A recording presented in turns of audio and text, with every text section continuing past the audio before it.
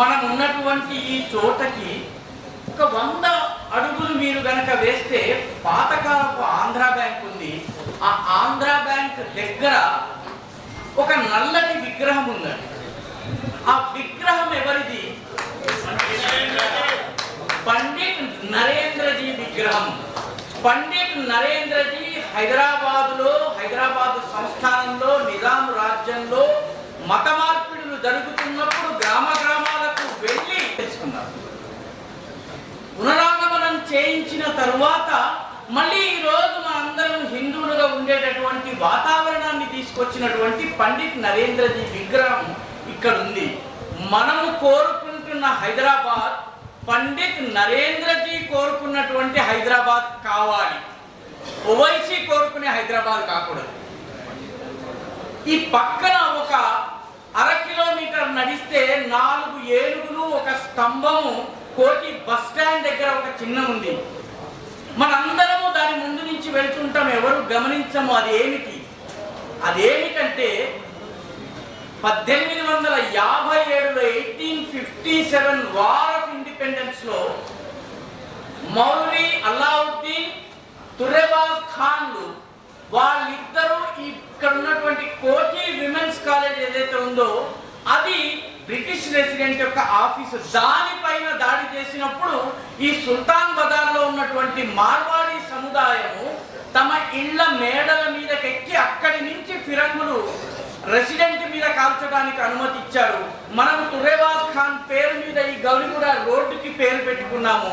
కానీ ఆ రోజు ప్రాణాలు అర్పించినటువంటి తమ యావదాస్తిని వదిలేసినటువంటి దేశమాత కోసము పూర్తి దరిద్రాన్ని స్వీకరించినటువంటి ఆ మార్వాడి బంధువులు ఎవరో మనకి తెలియదు. మనము ఆ హైదరాబాద్ని కోరుకుంటున్నాము. ఏ హైదరాబాద్ కోసమైతే సుల్తాన్ బజార్లోని మార్వాడి సముదాయము బ్రిటిషర్ల పైన కాల్పులు జరిపేందుకు తుపాకీ పెట్టుకొని ఇచ్చిందో అటువంటి ప్రజలు ఉన్నటువంటి హైదరాబాద్ కోరుతున్నాం. ఇక్కడి నుంచి కొంచెం ముందుకు వెళ్ళినట్లయితే ఉత్తరం వైపు వెళితే ఆర్య సమాజ్ ఉంది. ఈ ఆర్య సమాజ్ భవనము ఒకానొకప్పుడు విప్లవ వీరులకు కేంద్రము. ఇక్కడ ఒక విమన్ టైలర్స్ అనే టైలర్ దుకాణంలో 3 యువకులు కలిసి బాంబు తయారు చేశారండి. బాంబు తయారు చేసి ఇక్కడి నుంచి 1/2 కిలోమీటర్ దూరంలో ఉన్నటువంటి కింగ్ కోఠీ దగ్గర నిజాం బయటకు వస్తున్నటువంటి సమయంలో నిజాం మీద వీళ్ళు బాంబులు విసిరారు. నిజాం బ్రతికారది వేరే విషయము. కానీ ఉరికంబాన్ని ఎక్కడం కోసం 3 వ్యక్తులు, నారాయణరావు పవార్, గంగారాం ఆర్య, అదేవిధంగా జగదీష్ ఆర్య అనేటటువంటి 3 తెలంగాణ యొక్క భగత్ సింగ్, చంద్రశేఖర్ ఆజాద్, భగత్ సింగ్, రాజ్గురు, సుఖదేవుల లాగా పనిచేశాడు. కాబట్టి మనము కోరుకునే తెలంగాణ ఆ తెలంగాణ కావాలని కోరుకుంటున్నాము. 1984 వరకు ఈ హైదరాబాద్ లో కేఎస్ నారాయణ గారు ఎంపీగా ఉన్నారండి. Last Hindu MP of Hyderabad is KS Narayana. 1980 to 1984 we lost Hyderabad. We want to regain Hyderabad.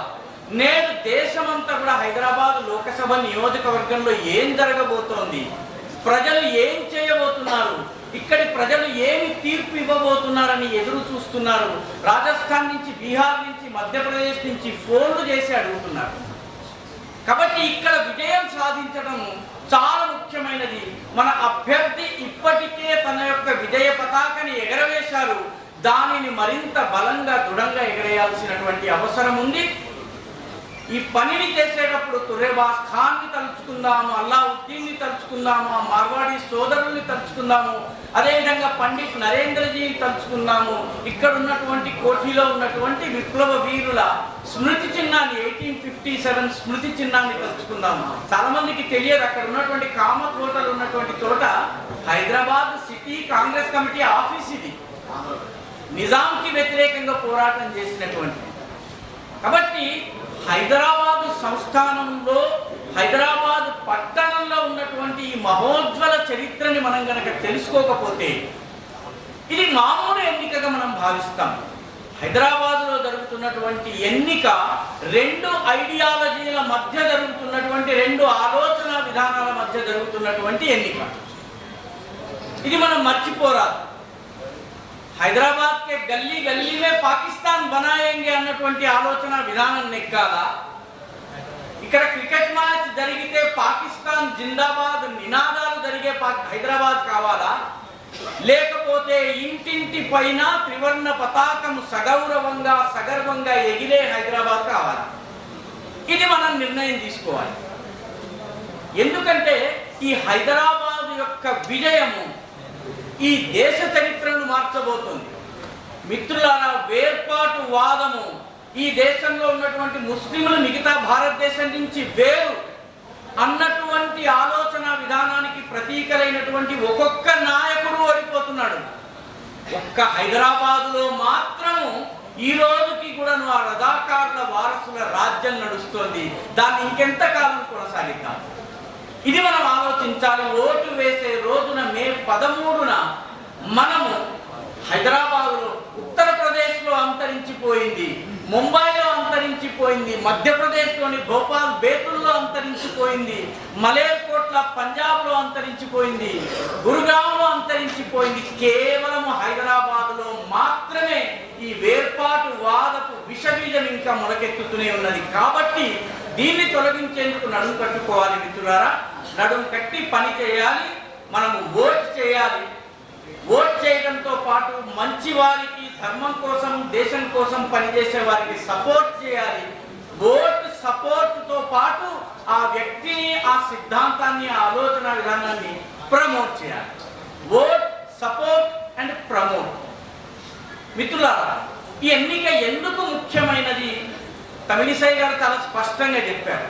కానీ మనం చాలా మంది దృష్టికి రానటువంటి ఒక విషయాన్ని మీకు తీసుకొస్తాను. కొద్ది రోజుల క్రితం, ఒక నెల రోజుల క్రితము అమెరికాలోని మిషిగన్ యూనివర్సిటీలో ఒక ప్రొఫెసర్ గారు ఉన్నారు. ఆ ప్రొఫెసర్ గారు భారతదేశంలో ఉన్నటువంటి ఒక 20 మందికి సోషల్ మీడియా ట్రైనింగ్ ఇచ్చాడు. భారతదేశంలో సోషల్ మీడియాని ఎలా ఉపయోగించాలి. ఈ ట్రైనింగ్ లో పాల్గొన్న వాళ్ళలో ఒకతని పేరు గుంజన్ ఆర్య. ఈ గుంజన్ ఆర్యకి ప్రత్యేకంగా సోషల్ మీడియా ఎలా వాడాలో ట్రైనింగ్ ఇచ్చారు. ఎవరి గుంజన్ ఆర్య? ఈ గుంజన్ ఆర్య అనే అతను విజయ్ నాయర్ అనే అతని బెస్ట్ ఫ్రెండ్.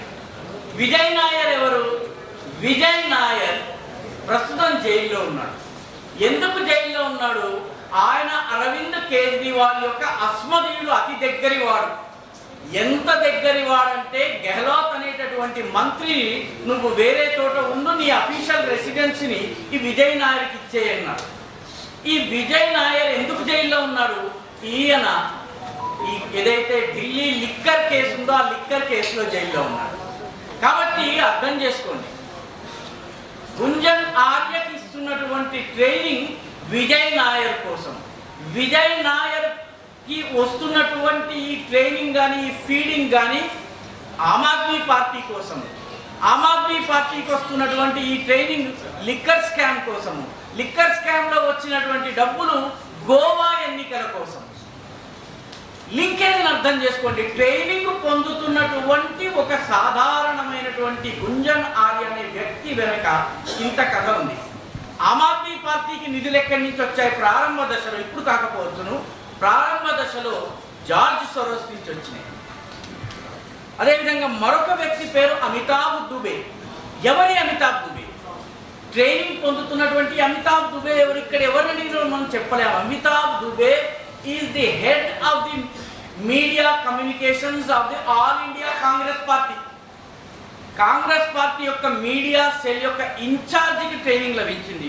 మూడవది, ట్రైనింగ్ పొందినటువంటి 20 మందిలో మూడవ వ్యక్తి పేరు అభినందన్ సేకరి.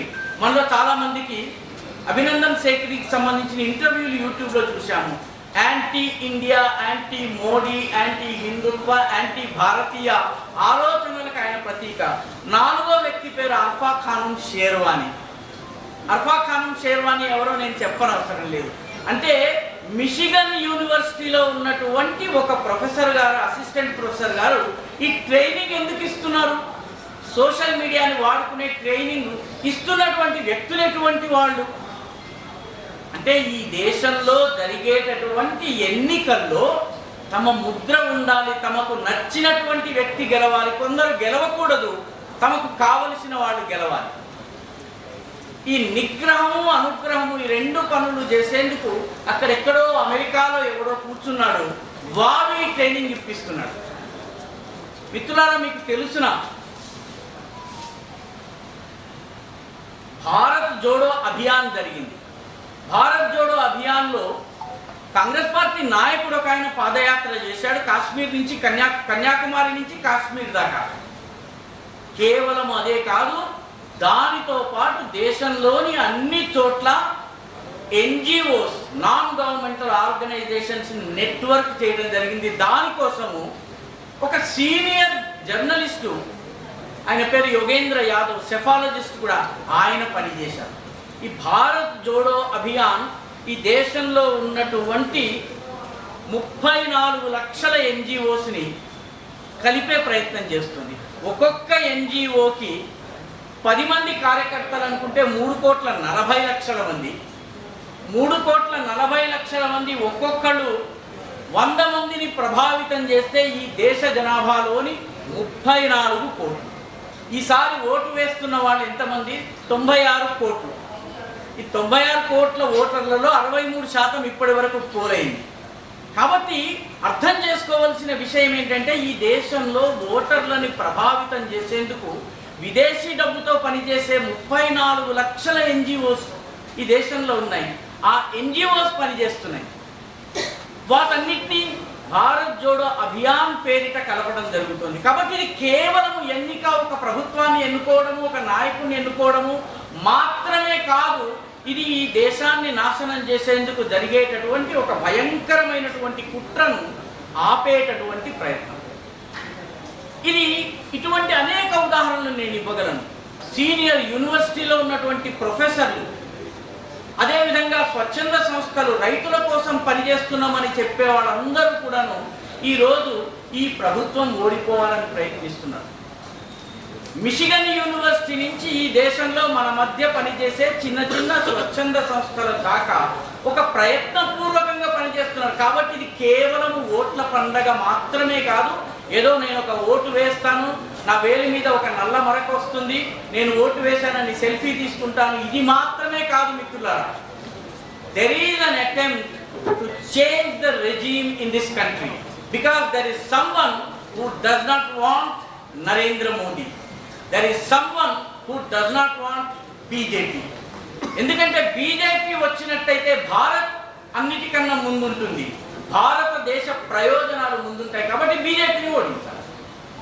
బీజేపీ ప్రభుత్వం కనుక రాకపోతే ఈసారి కాంగ్రెస్ పార్టీ యొక్క వ్యూహం ఏంటండి? ఏదో ఒక రకంగా బీజేపీని 250 సీట్లకు తగ్గించాలి. 250 సీట్లకు తగ్గిస్తే ఏమవుతుంది? బీజేపీ మిత్రపక్షాల సాయంతో ప్రభుత్వం ఏర్పాటు చేస్తుంది. మిత్రపక్షాల సాయంతో ప్రభుత్వం ఏర్పాటు చేస్తే ఏమవుతుంది? నా మాట చెల్లకపోతే నేను మద్దతుని విత్డ్రా చేసుకుంటానని బెదిరించడం సాధ్యమవుతుంది. కాబట్టి ఒక పెద్ద ప్రయత్నం జరుగుతుంది. ఏదో ఒక రకంగా జాతీయవాద శక్తులను, దేశభక్త శక్తులను ఓడించే ప్రయత్నం జరుగుతుంది. మనం దీన్ని అర్థం చేసుకోవాలి. ఈ ఎన్నికల విషయంలో అమెరికాలో ఉన్నటువంటి ఫ్రాన్స్లో ఒక ప్రొఫెసర్ ఉన్నాడు, ఆయన పేరు క్రిస్టఫర్ జెఫర్లాట్. మీలో చాలా మంది పేపర్లు చదివే వాళ్ళే ఉన్నారు. హిందూలో క్రిస్టఫర్ జెఫర్లాట్ వ్యాసాలు తెల్లవారులే వస్తుంటాయండి. ఎవరి క్రిస్టఫర్ జెఫర్లాట్?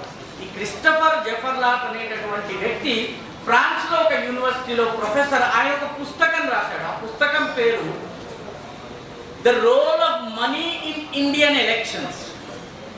అంటే మనం అందరం అది చూడగానే, పుస్తకం చూడగానే ఏమనుకుంటామంటే, అయ్యో డబ్బు యొక్క ప్రభావాన్ని గురించి ఈయన చాలా రీసెర్చ్ చేశారు, ఈ దేశంలో ఎన్నికల్లో అంతా డబ్బే ఉందని. వాస్తవానికి ఆ రీసెర్చ్ పుస్తకాన్ని మీరు చదివితే డబ్బుని ఉపయోగించి మనకు కావలసిన వ్యక్తిని అధికారంలోకి ఎలా తీసుకుని రావాలని చెప్పింది. దానికి మిలన్ వైష్ణవ్ అనేటటువంటి ఇండియన్ రీసెర్చర్ కూడా హెల్ప్ చేశాడు. ఎందుకంటే ఈయనకి పిహెచ్డి వస్తుంది, ప్రొఫెసర్ గిరి వస్తుంది. ఆయనకి ఈ దేశంలో జాతీయవాద శక్తిని ఓడించాలన్న లక్ష్యం నెరవేరుతుంది. ఈ గేమ్ని మనం ఎప్పటి వరకు అయితే అర్థం చేసుకోమో అప్పటి వరకు ఎన్నికలంటే మనం కేవలం ఏదో మన హైదరాబాద్ లోక్సభ నియోజకవర్గం, మన యాకుత్పుర, మన బ్రాహ్మణవాడి, మన కోల్సావాడి, మన భవానీ నగర్, లేకపోతే మన తాలాబ్ కట్ట, లేకపోతే మన కార్వాన్ అని మనం అనుకుంటాము. ఇది కేవలము తాలాబ్ కట్ట, కార్వాన్, యాకుత్పుర, బ్రాహ్మణవాడికి సంబంధించిన ఎన్నిక కాదు మిత్రులారా. ఇది దేశంలో ప్రభుత్వాన్ని మార్చేందుకు, కుట్ర పన్నుతున్న శక్తులను ఓడించేందుకు మనం చేసే ప్రయత్నం. ఇది మనకు అర్థం కావాల్సినటువంటి అవసరం ఉంది. ప్రధానమంత్రి ఈ దేశంలో చాలా కాలం తమిళిసై గారు చాలా చక్కగా చెప్పారు ఏ రకంగా ద్రవిడవాదం ఈ దేశాన్ని అన్యాయం చేసింది. ఈ దేశంలో అతిపెద్ద శత్రువులు ఈ దేశానికి ప్రాంతీయవాదము, వేర్పాటువాదము, ద్రవిడవాదం. నేను ఈ దేశానికి చెందను, నా దేశం వేరు, నాకు కాశ్మీర్కి స్వతంత్రం కావాలనేది వేర్పాటువాదం. మనలో ఎంతమందికి తెలుసు 1963 వరకు డిఎంకే యొక్క కాన్స్టిట్యూషన్లో we want to separate from India and form Dravida Nadu అని ఉంది. 1963లో జవహర్లాల్ నెహ్రూ గారు రాజ్యాంగ సవరణ చేసి దేశం నుంచి వేరవుతామని ఎవరన్నా చెప్పినట్లయితే ఆ పార్టీ యొక్క గుర్తింపు పోతుంది అని చెప్పిన తర్వాత డిఎంకే మారింది.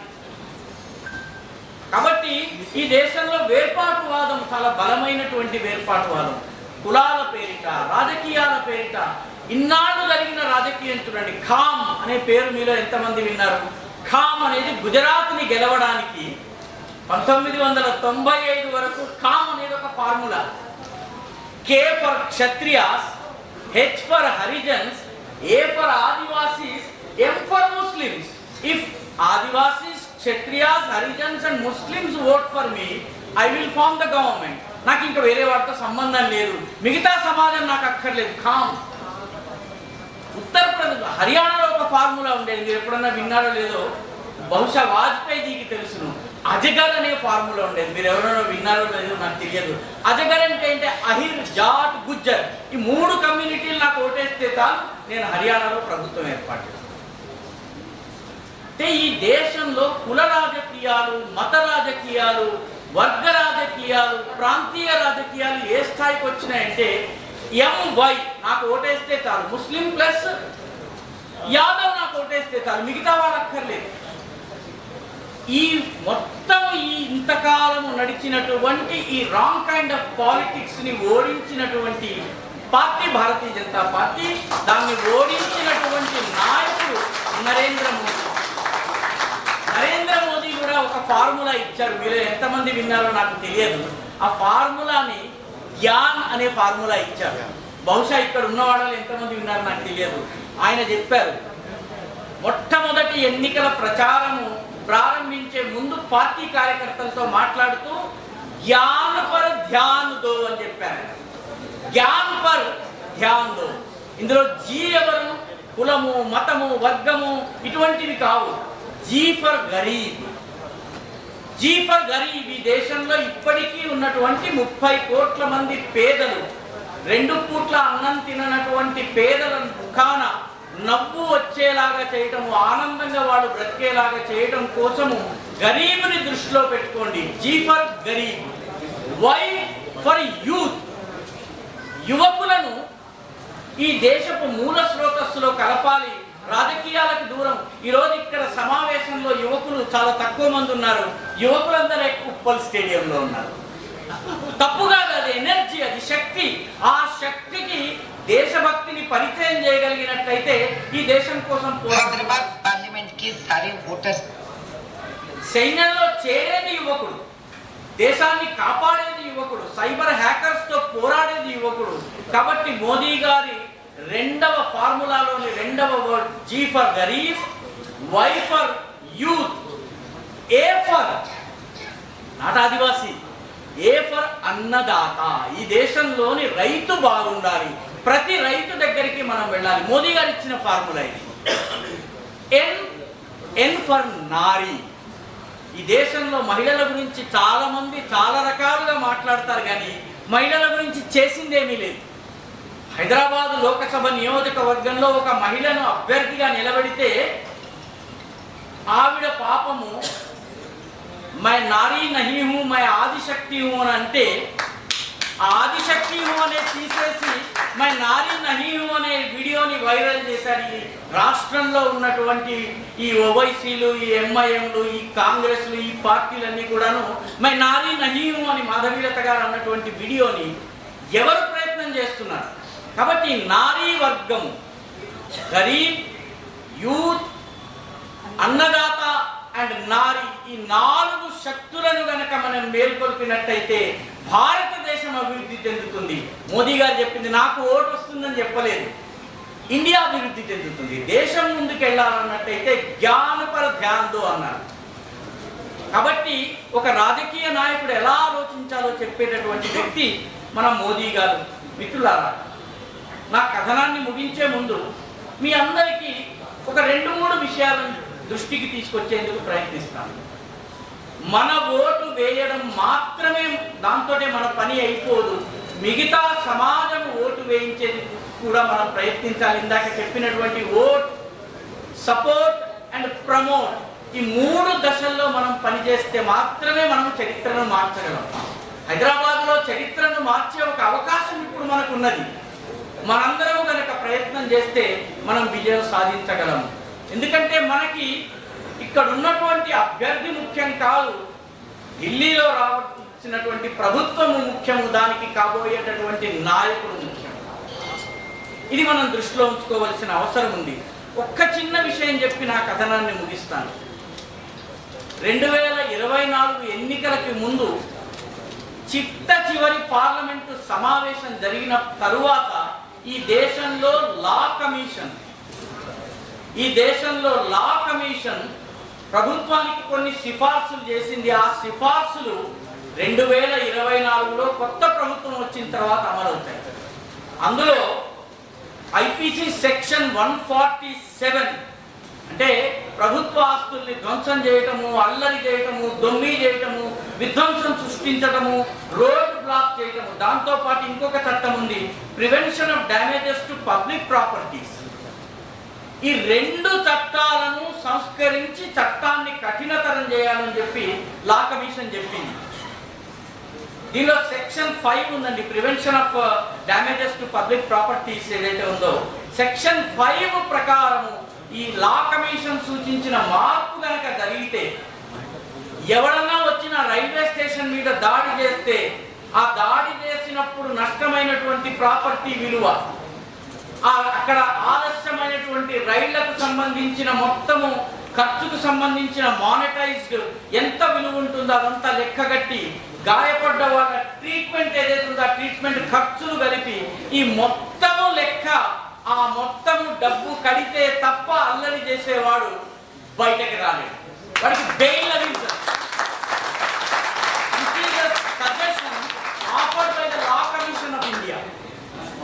Law commission of India. ఈ చట్టం అయితే ఏమవుతుందంటే మూసీకి అటువైపున ఎలక్ట్రిక్ బిల్ మాకు తెలియదు హమ్ నహీ జాన్తే హై అనేవాడు ఎవడైతే ఉన్నాడో వాడిని కాగ్నైజబుల్ అఫెన్స్ అవుతుంది, నాన్ బెయిలబుల్ అఫెన్స్ అవుతుంది. కాబట్టి కేవలం అంతే కాదు, నేను ఇక్కడ ఏదో చిన్న గొడవ జరిగింది, 2 సైకిళ్లు గుద్దుకున్నాయి, నేను కమ్యూనల్ రైట్కి పాల్పడతాను, నేను ప్రభుత్వ ఆస్తుల్ని ధ్వంసం చేస్తాను, ఆర్టీసీ బస్సుల్ని తగలబెడతాను, ఈ రకంగా ఎవరైనా భావిస్తే ఆ ఆర్టీసీ బస్సు ఖరీదు వాడు కడితే గాని వాడికి బెయిల్ రాదు. బెయిల్ రావాలంటే ఆ డబ్బు డిపాజిట్ చేయాలి. వాడు నిర్దోషాన్ని రుజువైనట్టయితే ఆ డబ్బు వాడికి వస్తుంది. ముందు ఆ డబ్బు ఇస్తే గాని ఈ రకమైనటువంటి కఠినమైనటువంటి చట్టం గనక లేకపోతే ఈ దేశంలో నడి రోడ్డు మీద షాహీన్ బాగ్ పేరిట వాడు కూర్చుని వాడు రోడ్డుని బ్లాక్ చేస్తున్నాడు. ఈ చట్టం కనుక లేకపోతే ఎలక్ట్రిక్ బిల్ జాంతానాయ్ అంటున్నాడు. ఈ చట్టం లేకపోతే హనుమాన్ ఊరేగింపు జరుగుతోంది, దానిపైన కొన్ని ప్రత్యేక ప్రదేశాల నుంచి రాళ్ల వర్షం కురుస్తోంది. కాబట్టి ఇటువంటి చట్టాలు అమలు కావాలన్నట్లయితే మనకు బలమైనటువంటి దృఢమైనటువంటి జాతీయ సంకల్పం ఉన్నటువంటి ప్రభుత్వం రావాలి. లా కమిషన్ సిఫార్సు ఫైలులో దుమ్ము పట్టి పడిపోకుండా ఉండాలన్నట్లయితే మనందరి బాధ్యత మనము జాతీయవాద బీజేపీ ప్రభుత్వాన్ని ఎంపిక చేసుకోవాలి. ఇది కేవలము ఒక చోట మాత్రమే కాదు, యావత్ దేశంలో జరగాలి. మొత్తం దేశమంతటా ఇది జరగవలసినటువంటి అవసరం ఉంది మిత్రులారా. ఎందుకంటే నాకు ఒక మిత్రుడు ఉండేవాడు, ఆయన పేరు వాహెద్. ఆయన ఒక కవిత రాశాడు తెలుగులో.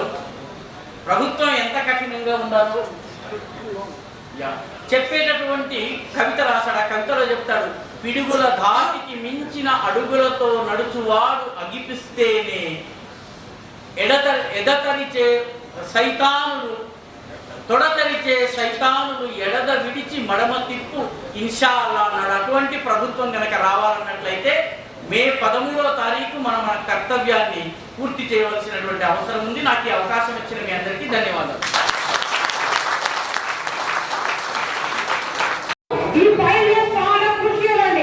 Hi friends, good evening, welcome to our channel Jeevan. ఈరోజు మనము మన రాకా సుధాకర్తో ఉన్నాము. రాకా లోకంకు స్వాగతం అనే వర్డ్ తోటి ట్యాగ్లైన్తో మన గురువు గారు నిలబడతారు. సో చాలా హ్యాపీగా ఉంది, ఎక్స్పెక్ట్ చేయలేదు. Thank you sir.